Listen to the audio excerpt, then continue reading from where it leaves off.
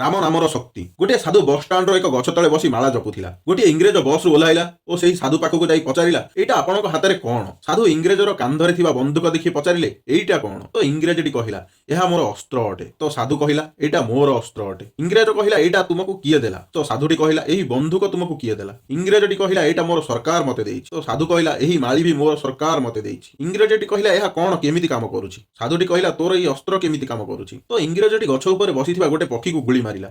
ଆଉ ସେଇ ପକ୍ଷୀଟି ଛଟପଟ ହୋଇ ତଳେ ପଡ଼ିଗଲା। ଇଂରେଜଟି କହିଲା, ଏହା କାମ କରୁଛି ମୋର ଅସ୍ତ୍ର। ସାଧୁଟି ସେହି ପକ୍ଷୀକୁ ସେହି ମାଳି ସହ ଛୁଇଁ କହିଲା, ହେ ରାମ। ଆଉ ପକ୍ଷୀଟି ତୁରନ୍ତ ଉଡ଼ି ନିଜ ସ୍ଥାନରେ ବସିଗଲା। ତ ସାଧୁଟି କହିଲା, ଏହା କାମ କରେ ମୋର ଅସ୍ତ୍ର। ଇଂରେଜଟି ତୁରନ୍ତ ସାଧୁଙ୍କ ପାଦ ତଳେ ପଡ଼ିଗଲା, କାରଣ ତାକୁ ପ୍ରଭୁଙ୍କ ନାମର ଶକ୍ତିର ଦର୍ଶନ ହୋଇଗଲା। ଆଉ ସେ ବି ରାମ ନାମ ଜପିବାକୁ ଲାଗିଲା ଏବଂ ପ୍ରଭୁଙ୍କ ମହିମାର ଗୁଣଗାନ କରିବାକୁ ଲାଗିଲା।